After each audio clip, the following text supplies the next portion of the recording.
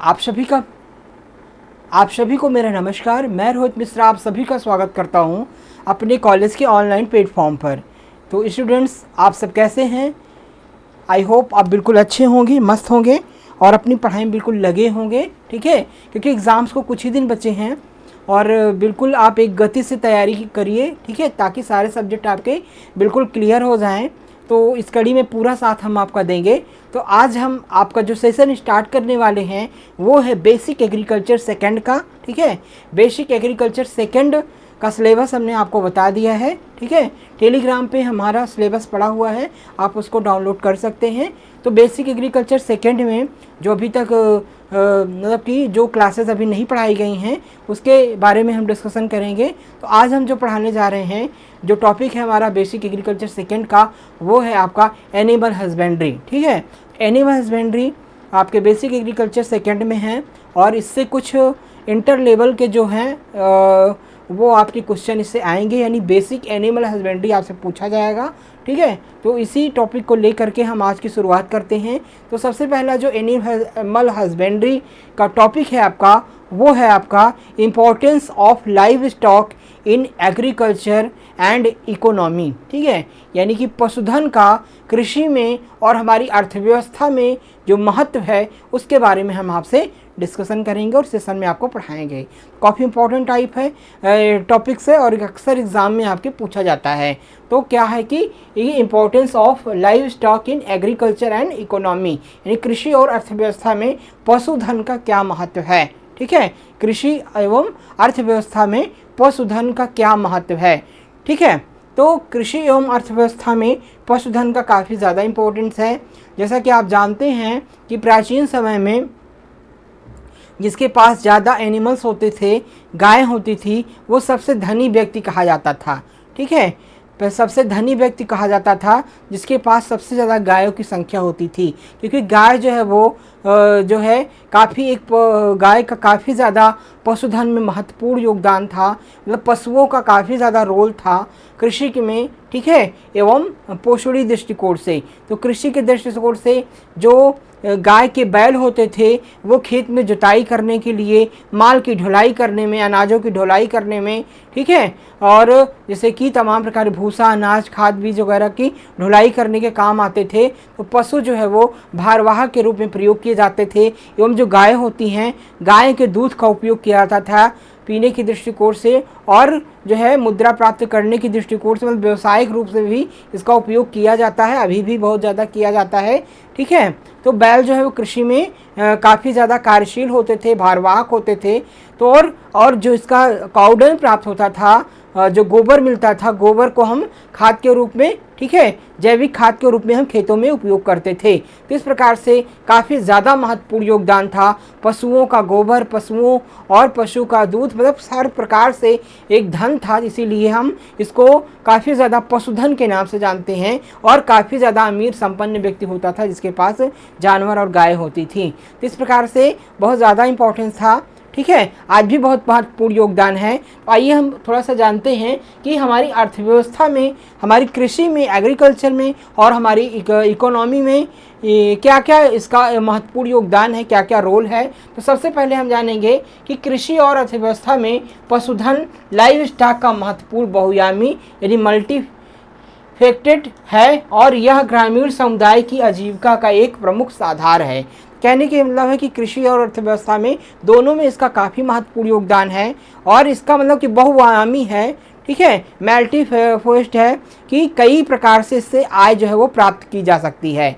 तो पशुओं का हम जुताई के रूप में, भारवाहक के रूप में और हम पोषणी दृष्टिकोण से भी जो है वो मिल का उपयोग करते हैं तथा गाय का गोबर होता है उसको हम जैविक खाद के रूप में खेत में प्रयोग करते हैं। तो मतलब कई स्रोत से इसका काफ़ी ज़्यादा महत्वपूर्ण योगदान है। इसके अलावा जो गांव में एक आजीविका का साधन है, गांव में एक रोज़गार का साधन है पशु। ठीक है, तो गांव में जो है वो जो जैसे कि महिलाएं हैं या फिर बेरोजगार युवक हैं, वो जो है डेयरी व्यवसाय करके एक अच्छी आमदनी कमा सकते हैं। ठीक है, तो कहने का मतलब कि ग्रामीण आजीविका का एक महत्वपूर्ण साधन है जो कि पशु है। ठीक है, अब हम बात करेंगे कृषि में पशुधन का महत्व क्या है।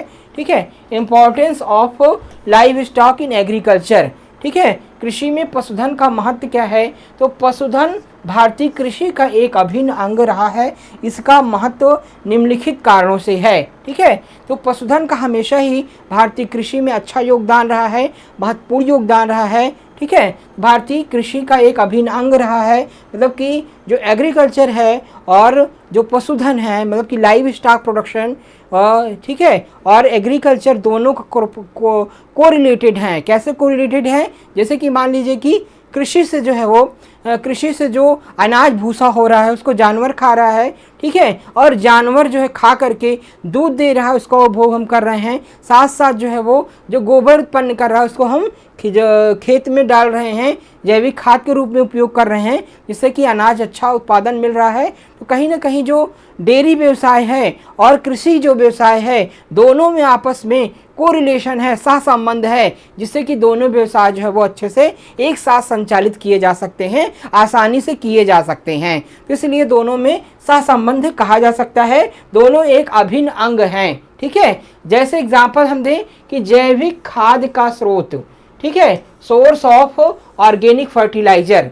तो जैविक खाद का स्रोत की बात की जाए तो पशुओं का गोबर और मूत्र, ठीक है, पशुओं का गोबर और मूत्र उत्कृष्ट जैविक उर्वरक यानी ऑर्गेनिक फर्टिलाइजर प्रदान करता है। यह मिट्टी उर्वरता, फर्टिलिटी और संरचना में सुधार करता है, जिससे रासायनिक खाद पर निर्भरता कम होती है।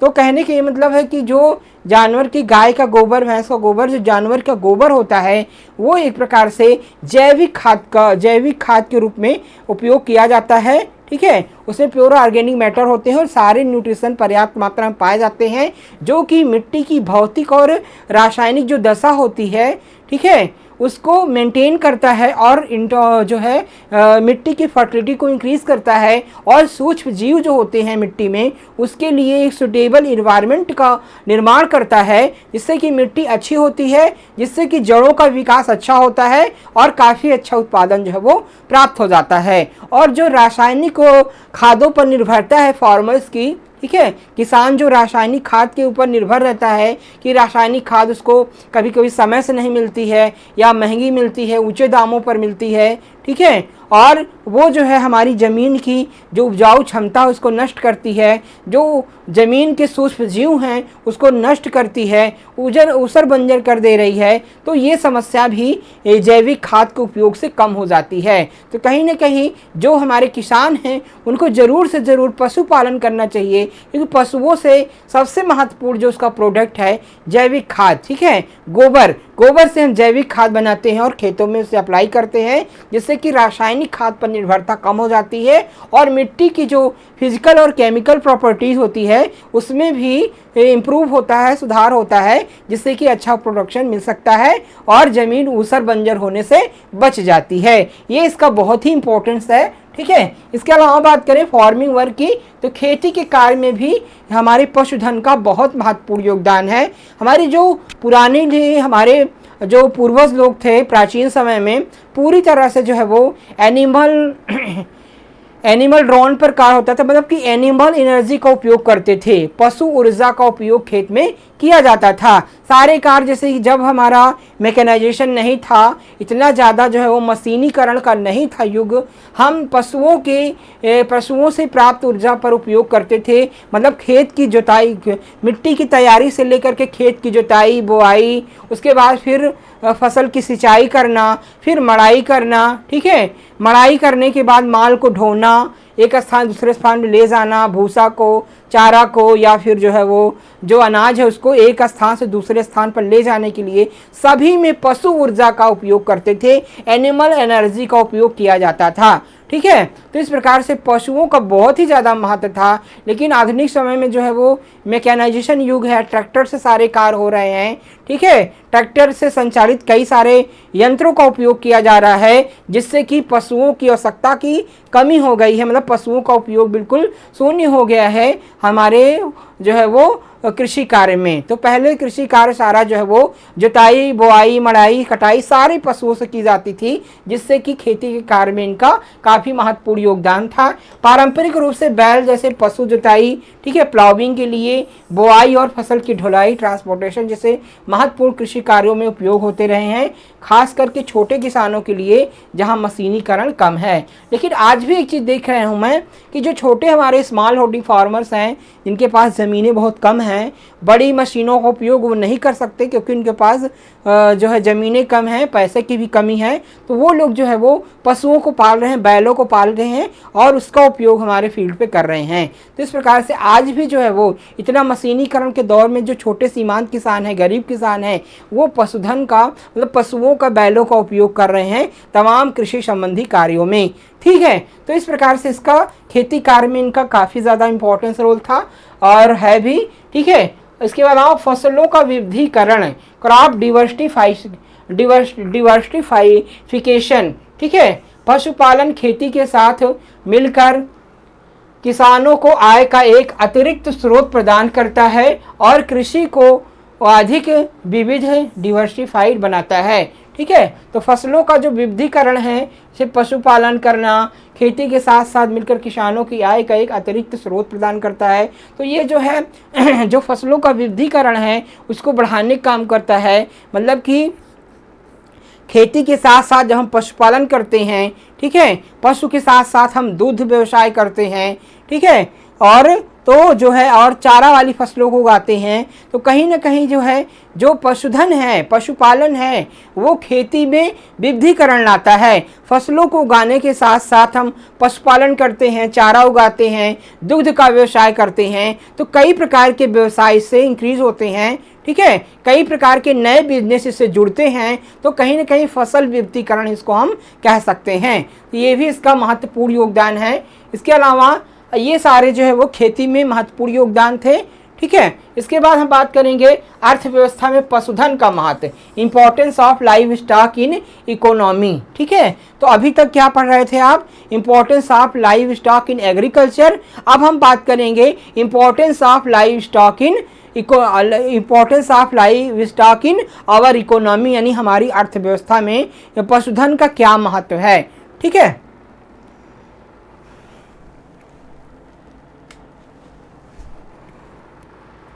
तो हम बात करेंगे कि पशुधन क्षेत्र देश की अर्थव्यवस्था में एक महत्वपूर्ण योगदान करता है, खासकर ग्रामीण क्षेत्रों में।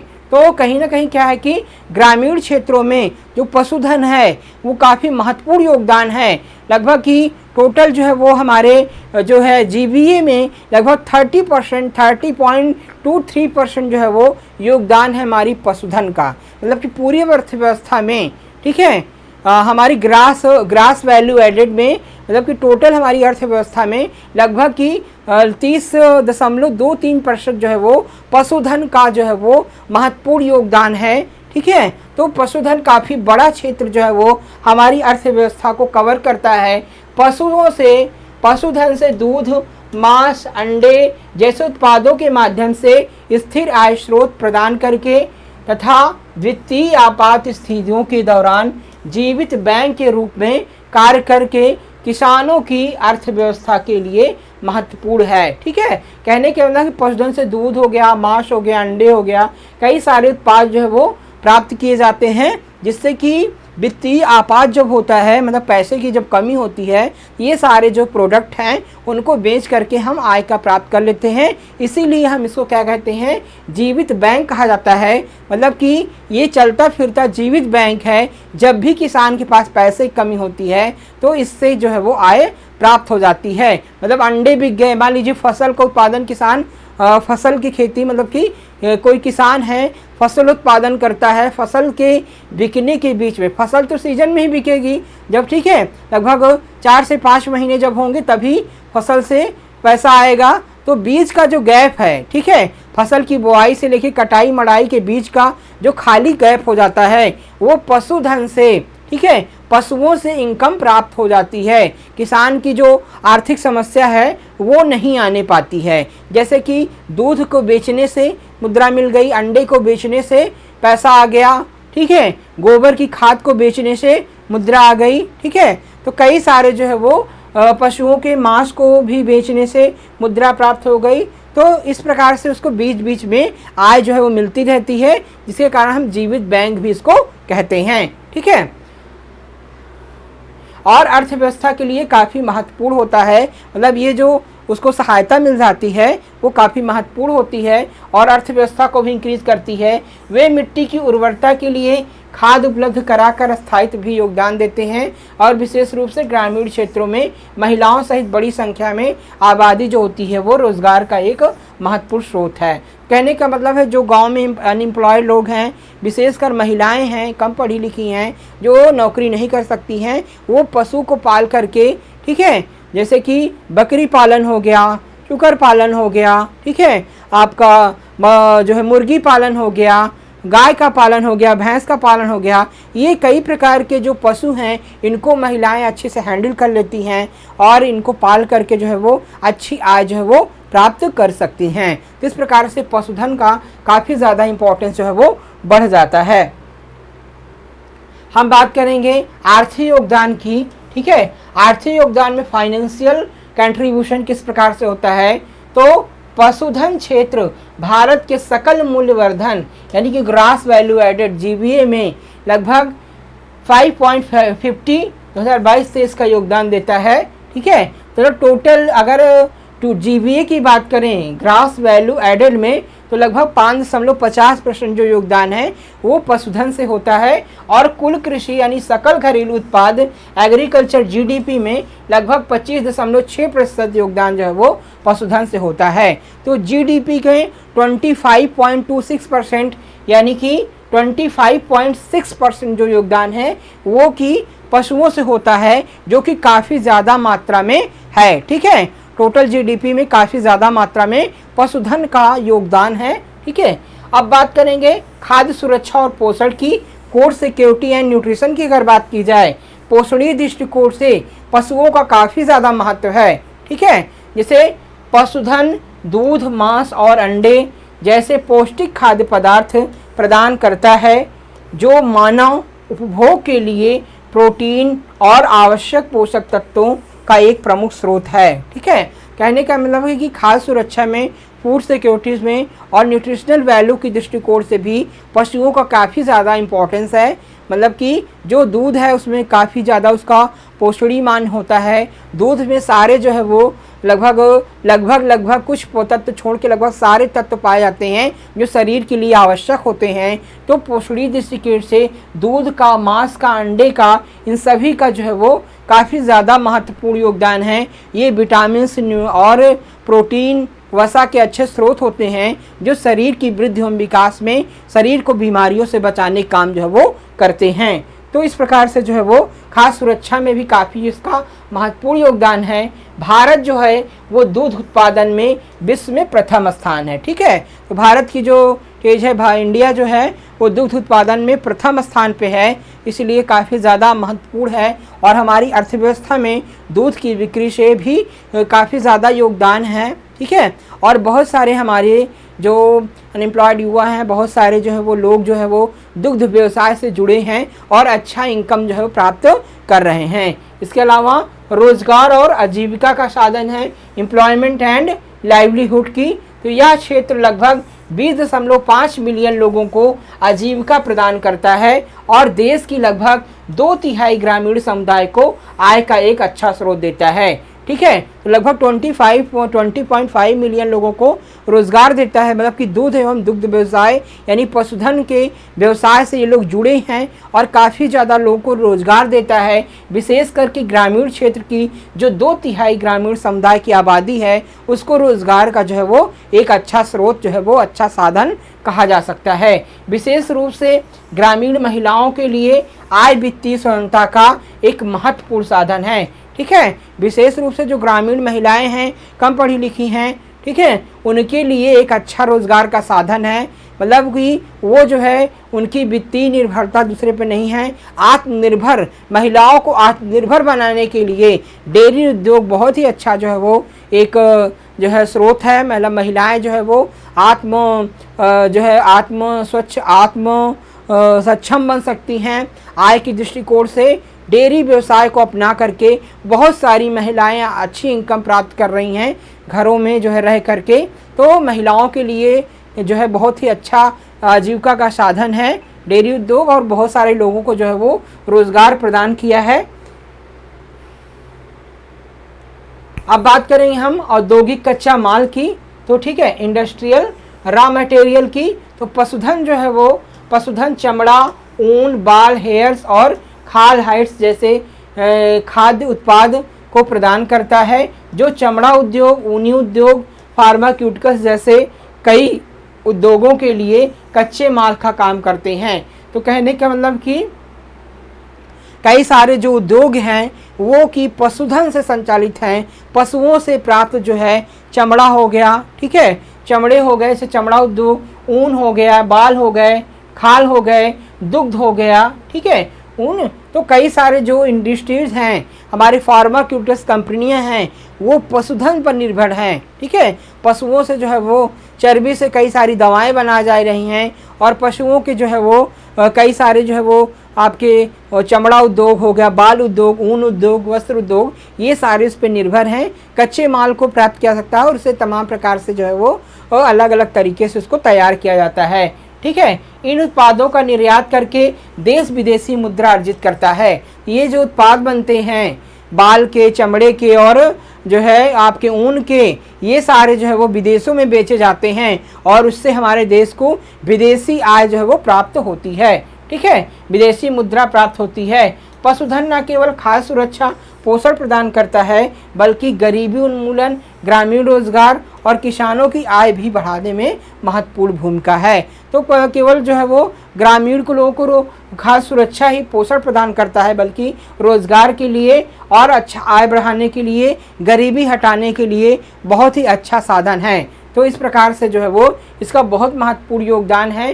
रोजगार के लिए हम बता ही चुके हैं आपको कि रोजगार का एक अच्छा साधन है, ठीक है। इसके बाद जो है वो लैंगिक समानता के लिए, तो पशुधन से संबंधित गतिविधियां जैसे डेयरी फार्मिंग ग्रामीण क्षेत्रों में महिलाओं के लिए आय और सशक्तिकरण का एक प्रमुख स्रोत है। तो इस प्रकार से जो है वो महिला सशक्तिकरण के लिए, महिलाओं को वित्तीय आत्मनिर्भर बनाने के लिए जो डेयरी उद्योग है वो काफ़ी ज़्यादा महत्वपूर्ण है, और इससे ज़्यादा लैंगिक समानता भी लाई जा सकती है। इसके बाद वित्तीय परिसंपत्ति और जोखिम प्रबंधन, financial asset and risk management की बात करें तो ये क्या है, एक जीवित बैंक है, ठीक है। पशुधन बचत और सुरक्षा जाल के रूप में कार्य करता है, ठीक है। पशुधन जो है एक जीवित बैंक है जो कि बचत के रूप में कार्य करता है, और कभी भी जो है वो मतलब कि जैसे कि फसल जो मुख्य स्रोत है आय का, अगर वो बीच में नष्ट भी हो जाता है तो हम पशुधन से जो है वो पशुओं से प्राप्त आय से अपने खर्चे की निर्भरता को कम कर लेते हैं। मतलब कि जो हमारा जोखिम है, रिस्क हुआ है, फसलों का जो नुकसान हुआ उसकी भरपाई हम डेयरी उद्योग से कर लेते हैं। तो इस प्रकार से जो है वो पशुधन एक जीवित बैंक है और जोखिम को कम भी करने का काम जो है वो करता है, ठीक है। किसान अप्रत्याशित खर्चों या वित्तीय संकटों को पूरा करने के लिए पशुओं को बेच सकते हैं, जिससे कि एक महत्वपूर्ण पूंजीगत परिसंपत्तियां मिल जाती हैं। इस प्रकार से जो है वो वित्तीय संकट में हमारा जो डेयरी उद्योग है, हमारा जो पशुधन है, वो हमें वित्तीय संकट से जो है वो बचाने का काम जो है वो करता है। अब बात करेंगे कम जोखिम यानी कि लो रिस्क की। तो फसल की खेती के साथ पशुधन को एकीकृत करने से किसान की जो आय में विविधता आ सकती है और समग्र जोखिम कम हो सकता है, विशेष रूप से सूखे या कीटों जैसे कारकों के कारण फसल की विफलता के दौरान। तो कम जोखिम की बात की जाए, जैसे मान लीजिए कोई किसान जो है वो फसल उत्पादन करता है, ठीक है, फसल का उत्पादन करता है और मौसम विपरीत हो गया या फिर रोग के कारण, कीट के कारण किसी विशेष परिस्थिति में फसल नष्ट हो जाती है, तो फिर उससे पास वित्तीय आपात आ जाता है। वित्तीय आपात को कम कौन कर सकता है? अगर वो पशुपालन कर रहा है, ठीक है। तो मुख्य फसल अगर नष्ट हो जाती है तो हमारी जो है पशुधन है, मतलब डेयरी व्यवसाय है, पशुपालन है, उससे हम वित्तीय संकट से उबर सकते हैं, ठीक है। तो पशुओं से प्राप्त आय से हम अपने वित्तीय संकट को दूर कर सकते हैं, अपने जोखिम को कम कर सकते हैं। तो इस प्रकार से पशुधन का महत्व काफ़ी ज़्यादा है कम जोखिम करने के लिए। टिकाऊ और संसाधन की बात करें, ठीक है, सस्टेनेबल एग्रीकल्चर एंड रिसोर्सेज की बात की जाए तो मृदा संवर्धन यानी कि सॉयल इंक्रीमेंट। तो पशुधन का खाद एक मूल्यवान जैविक उर्वरक है जो मिट्टी की उर्वरता में सुधार करता है और रासायनिक उर्वरकों की आवश्यकता को कम करता है। तो टिकाऊ और संसाधन की अगर बात करें तो टिकाऊ कृषि में जो है वो पशुधन का काफ़ी ज़्यादा महत्वपूर्ण योगदान है। जैसे मैं पहले ही बता चुका हूँ कि मिट्टी की दशा को सुधारने का काम करते हैं। जो जैविक गोबर की खाद होती है वो मिट्टी की जो भौतिक एवं रासायनिक दशा है उसको इम्प्रूव करती है, जो फर्टिलिटी को बढ़ाती है, मृदा में हवा जल संचार को बढ़ाती है जिससे मृदा अच्छी होती है, सूक्ष्म जीवों के निवास के लिए अच्छी होती है, जड़ों की वृद्धि एवं विकास के लिए अच्छी होती है, जिससे फसल की पैदावार भी अच्छी होती है। तो इस प्रकार से ये आपका जो है एक टिकाऊ कृषि का एक बहुत ही अच्छा जो है वो साधन कहा जा सकता है। और जो हमारी रासायनिक खादों पर, ठीक है, रासायनों पर, जो रासायनिक खादों पर निर्भरता है वो भी कम करता है। तो इस प्रकार से जो है वो टिकाऊ कृषि को बढ़ाता है। और तमाम प्रकार के जो है जैसे कि गाय के मूत्र का प्रयोग हम कीटों को मारने के लिए करते हैं तो उसको भी कम करता है, कि जो इंसेक्टिसाइड्स रसायन हैं उस पर हमारी निर्भरता को कम करता है। तो ये भी इसका काफ़ी इम्पोर्टेंट है।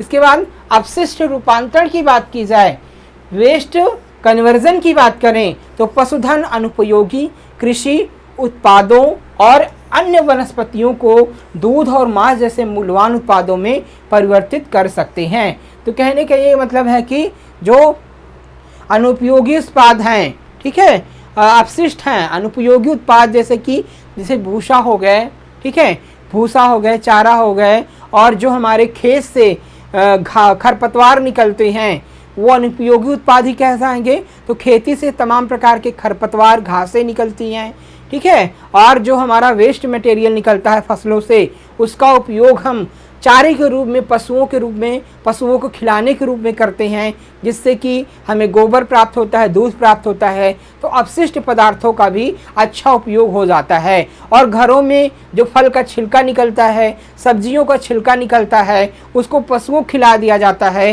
जिससे पशु हमें दूध देता है और गोबर देता है, जिससे कि हमें जो है वो मतलब कि हमारा जो अपशिष्ट है वो दूसरे रूप में कन्वर्ट हो जाता है और हमारा उसका अच्छा उपयोग हो जाता है। तो अपशिष्ट का कह सकते हैं कि अपशिष्ट से भी हम जो है वो अच्छी आय प्राप्त कर लेते हैं। तो इस प्रकार से जो है वो हमें मूल्यवान उत्पाद की प्राप्त हो जाती है अपशिष्ट से भी।